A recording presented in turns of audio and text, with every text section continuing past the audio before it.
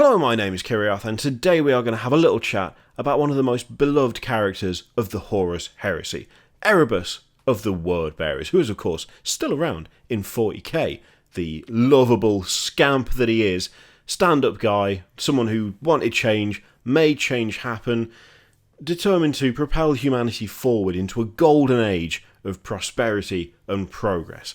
Of course, most of that not really true, is it? I mean, he's definitely not the most beloved character by a bloody long shot for a start.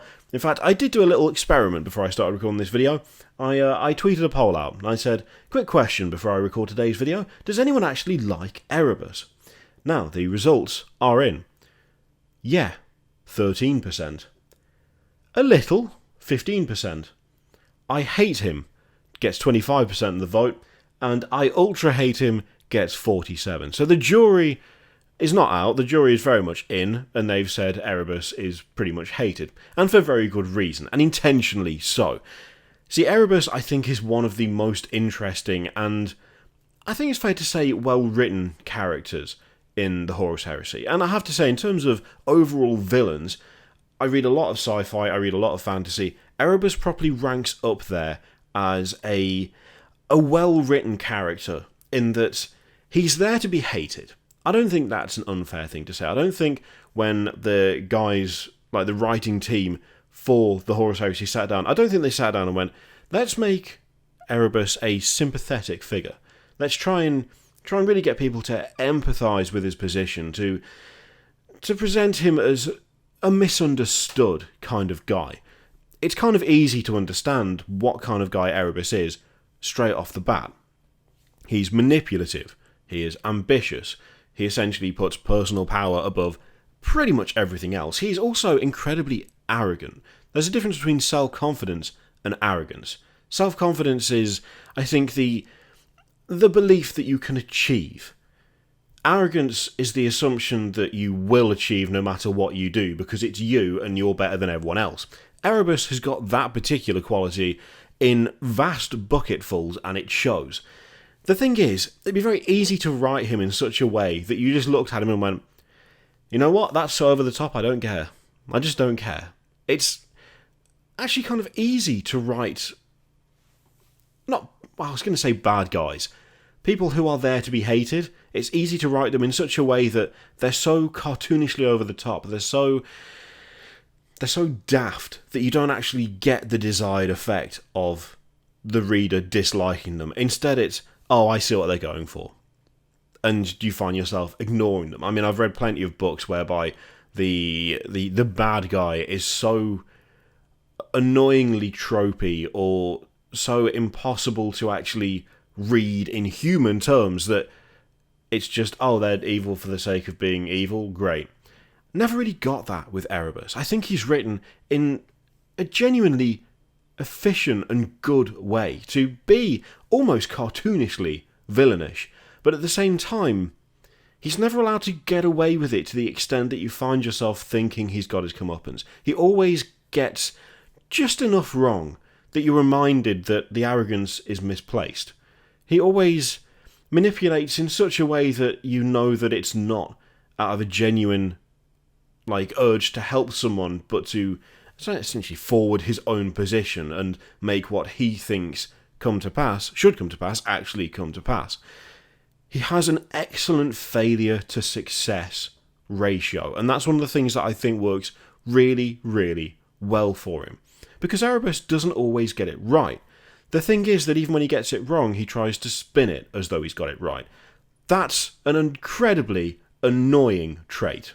That, for me, personally anyway, is one of the most irritating things that someone can do. When someone has made a colossal mess of something, and then gone, well, actually, I think you'll find I succeeded, because if you look at it, it did have this particular effect that I was going for. Well, yes. Every other part of it was god-awful, but you did admittedly achieve that one thing. Not to the extent that you said you would, but you did achieve it. That kind of attitude really gets on my nerves.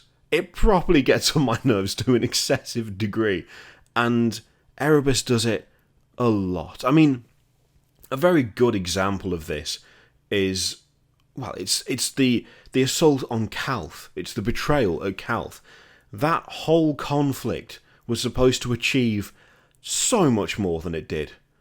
It's just so much more than it did. It was supposed to do so many things. It was supposed to turn Guilliman. It was supposed to cripple the Ultramarines completely, make it so they were unable to even leave Ultramar at all. It was supposed to conjure a massive warp storm that would hide the Empire from the rest of the Imperium. And it didn't do any of that, really. It succeeded in pissing the Ultramarines off to an absolutely unbelievable standard. It succeeded in nearly having Corfeiron lose his life to Guilliman, because, as it turns out, you can't turn Guilliman. Who'd have fucking known? Oh wait, Lorgar knew. Lorgar knew that and told both Erebus and Corfeiron repeatedly that you could not turn him. Why did you bother? But they ignored him. And they ignored him because Erebus, and Corfeiron, admittedly, knows best. He was the first. Lorgar was, he might be the Primarch. He might, at that point, have been strong enough to essentially click his fingers and wipe Erebus from the face of existence, but Erebus still knows better. And hey, there was still a massive warp storm. The Ultramarines still suffered horrendous losses. They still crippled Calth. Surely, that's enough. Except it's not enough, is it? It's that kind of attitude that Erebus exhibits over and over and over again. And that, by itself, is enough to make the kind of bad guy that you really cannot help but hate. But it's combined with so many other things. It's combined with the fact that he does have unquestionable successes.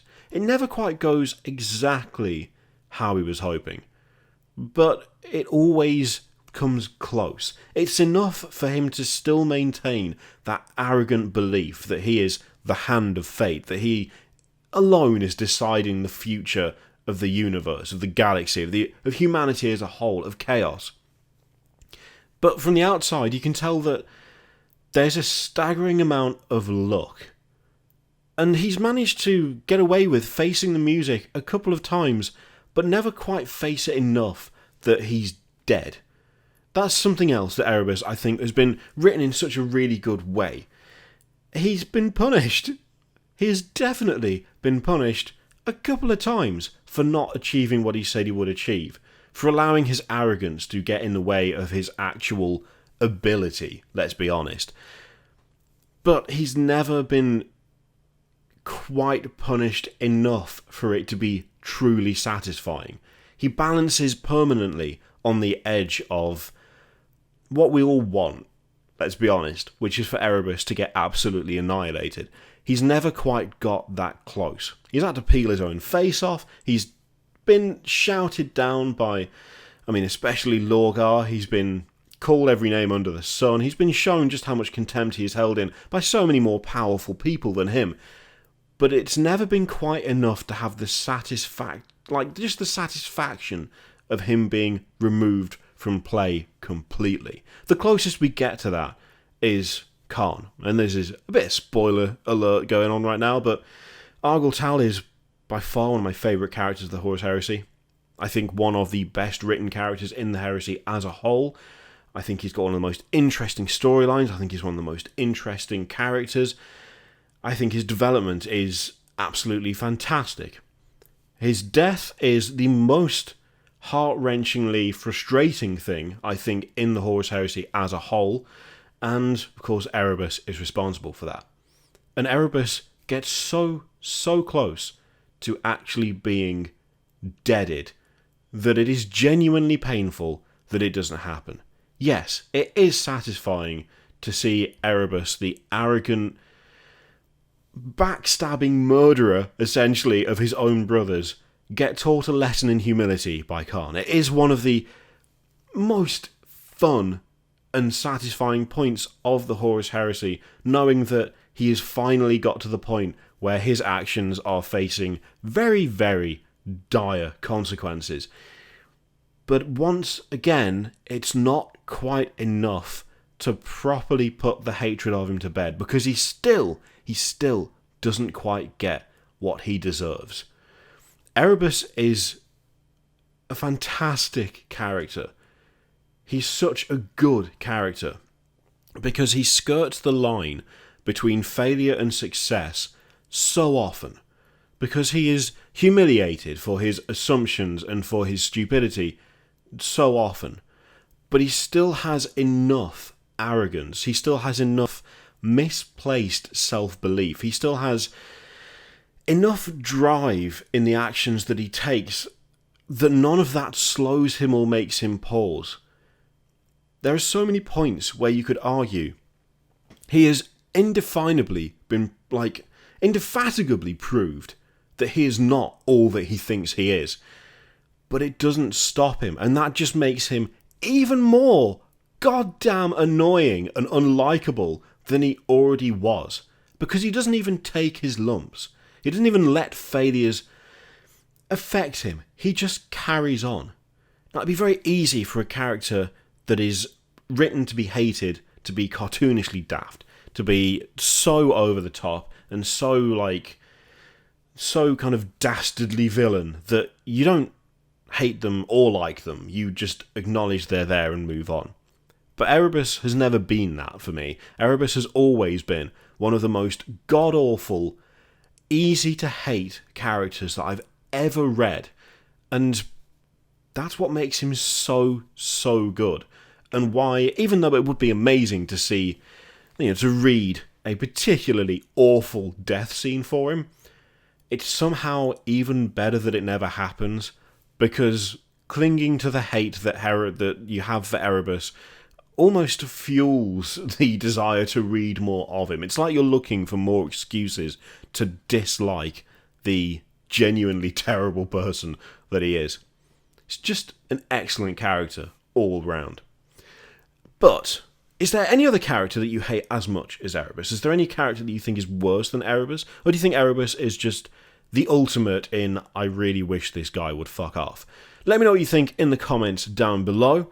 In the meantime, feel free to click all the things, Patreon, video subscribe, click them if you like, don't if you don't want to. And there is, of course, an affiliate link in the description for Element Games, which you can click if you want to buy some 40k stuff. Gives a little something to the channel, says I sent you there, and you were going to buy it all anyway, because you are, like me, addicted to the plastic crack. So click that if you'd like to. It's entirely up to you. Thank you very much for watching, and I will see you next time. Toodaloo.